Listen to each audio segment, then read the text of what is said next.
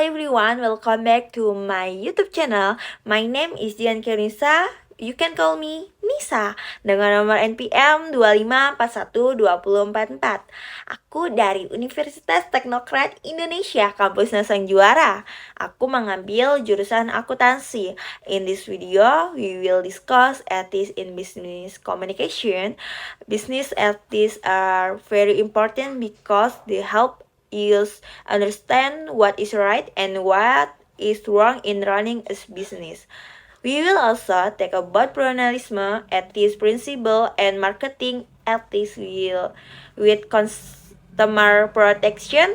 So make sure to watch this video until the end. Baik teman-teman, di video kali ini saya akan menjelaskan tentang etika dalam komunikasi bisnis. Teman-teman pasti sudah tahu kan, apa itu etika dan apa itu komunikasi bisnis? Oke, di sini kita harus memahami dulu apa itu etika. Etika itu adalah ajaran yang membantu kita membedakan antara mana yang benar dan mana yang salah, sehingga dapat menjadi pedoman bagi pemimpin perusahaan ketika mengambil keputusan atau mengambil sebuah keputusan strategi yang berkaitan dengan masalah moral yang sangat kompleks atau yang kompleks.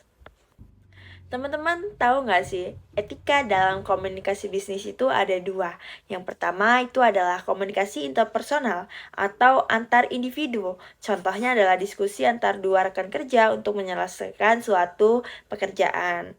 Ya biasa yang dilakukan di kantor atau perusahaan. Lalu yang kedua adalah profesionalisme dalam bekerja. Alasan penting mengapa sih menjalankan bisnis secara etis. Setelah kita mengetahui etika dalam komunikasi bisnis, selanjutnya adalah bisnis yang dijalankan secara etis itu penting karena apa sih? Yang pertama itu adalah membangun kepercayaan dengan pelanggan dan mitra bisnis. Yang kedua itu adalah menciptakan reputasi perusahaan yang baik. Ketika kita menjalankan bisnis atau melakukan bisnis yang dijalankan itu secara etis, otomatis reputasi perusahaan kita itu baik, teman-teman. Jadinya gitu. Jadi kita harus menjaga reputasi perusahaan kita dengan baik.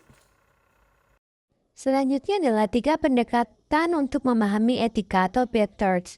Terdapat 3 pendekatan dalam memahami konteks etika. Yang pertama yaitu etika deskriptif, menggambarkan kebiasaan dan nilai moral dalam masyarakat.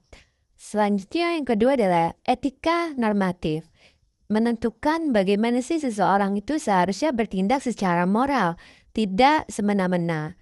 Yang ketiga adalah meta-etika, yang membahas bagaimana sih makna dan dasar dari nilai moral. Oke, di sini saya akan memberikan studi kasus, yaitu sebuah perusahaan minuman sedang meluncurkan produk barunya. Dalam iklannya, perusahaan tersebut mengklaim bahwa minuman tersebut sangat sehat dan dapat meningkatkan energi secara cepat.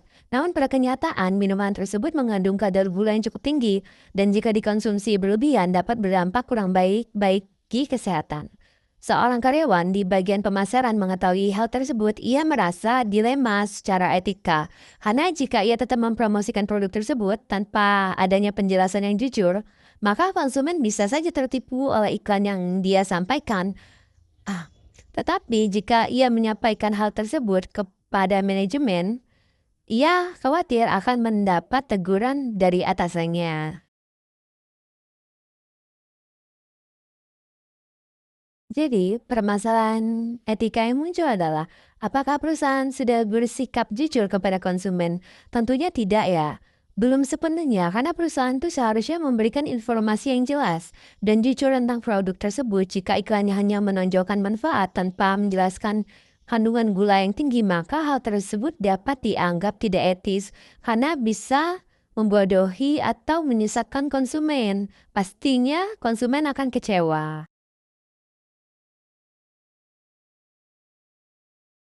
Selanjutnya, permasalahannya adalah apa yang seharusnya dilakukan oleh karyawan tersebut secara etis dan profesional. Sebaiknya, karyawan menyampaikan kekhawatirannya kepada atasan atau manajemen dengan cara yang baik dan profesional. Ia dapat mengusulkan agar informasi produk disampaikan secara lebih jujur, agar tidak merugikan konsumen. Karena kalau konsumennya rugi, otomatis perusahaannya juga bakal tidak dipercaya oleh orang lain atau konsumen.